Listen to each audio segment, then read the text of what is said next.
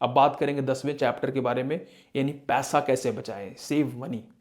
Writer एक example से बताते हैं कि मैंने अपने एक दोस्त को देखा कि जो हर महीने अपनी सैलरी का वो 20% बचाता था। उसका कहना था उसे इन्वेस्टमेंट की ज़्यादा ज्ञान की ज़रूरत नहीं है, बस रेगुलर सेविंग ही काफ़ी है। आज वो आर्थिक रूप से बहुत ही सेफ है। मॉर्गन हॉसल कहते हैं कि इन्वेस्टमेंट के कॉम्प्लेक्स के नॉलेज को आप नहीं समझते हैं तो घबराने की ज़रूरत नहीं है। आप बचत करना सीखें, सही जगह पर उसे लगाना सीखें, यही सबसे बड़ी ताकत है। सेविंग इकोनॉमिकल फ्यूचर का फाउंडेशन होता है। छोटी छोटी बचत से ही बड़ी संपत्ति, बड़ी दौलत बनाई जा सकती है। दोस्तों चैप्टर नंबर 11 में रीजनेबल वर्सेस रैशनल की बात हो रही है, उचित वर्सेस तर्क संगत की बात हो रही है। राइटर बताते हैं कि मुझे याद है कि मेरे एक जानने वाले ने हर हफ्ते शेयर मार्केट में ट्रेडिंग शुरू की। वह हर छोटी गिरावट में घबरा जाता था और हर तेजी में वो खुश होता था। उसका नतीजा यह हुआ कि उसने धीरे धीरे करके सारी सेविंग शेयर मार्केट में डुबा दिया। मॉर्गन कहते हैं कि इन्वेस्टमेंट के लिए शांत होना, पेशेंस रखना यह बहुत इंपॉर्टेंट है।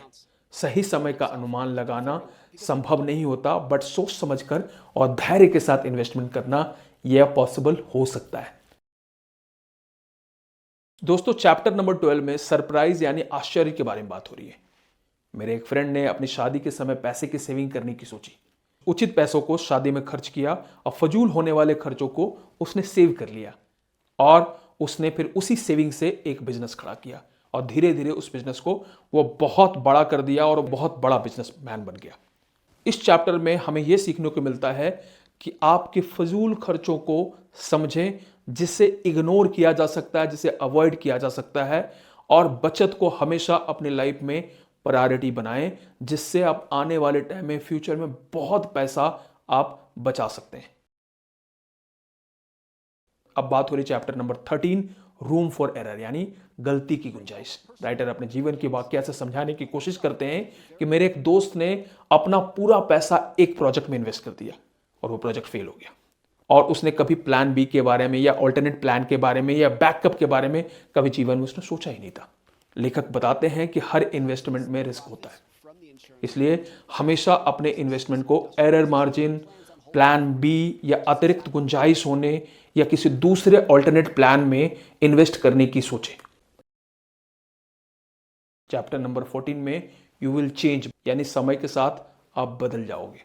राइटर के एक जानने वाले ने उनसे कहा था कि वो हमेशा नौकरी ही करते रहेंगे, लेकिन 10 साल बाद क्या हुआ, उन्होंने नौकरी छोड़ दी और अपना एक नया बिजनेस खड़ा किया। उनका कहना है कि उनके विचार और ज़रूरतें वक्त के हिसाब से बदल गई। आपकी आर्थिक ज़रूरतें, प्राथमिकताएं समय के हिसाब से बदलती है, इसलिए अपने फाइनेंशियल प्लानिंग को समय समय पर उसको अपडेट करते रहें, अपग्रेड करते रहें, समझते रहें।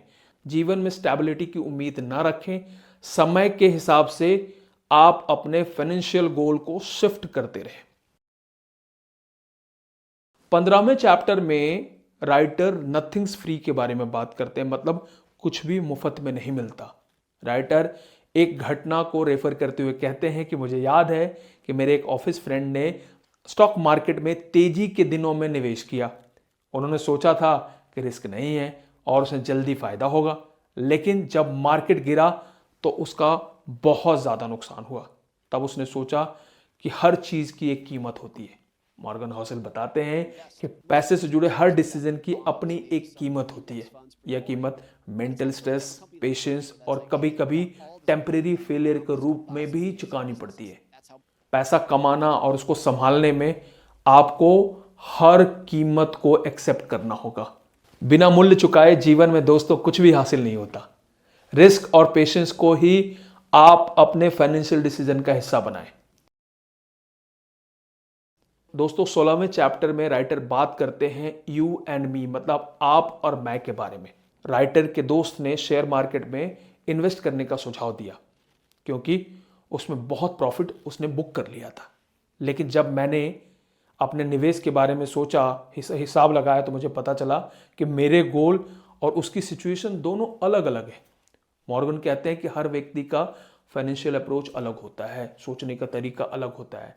किसी एक की फाइनेंशियल प्लानिंग दूसरे के साथ फिट नहीं हो सकती है, या किसी दूसरे की मेरे साथ फिट नहीं हो सकती, क्योंकि मेरी ज़रूरतें, प्रायोरिटीज़ अलग है, मेरे नीड अलग है, मेरे रिस्क लेने की क्षमता अलग है, मेरे डिसीजन लेने की एबिलिटी अलग है।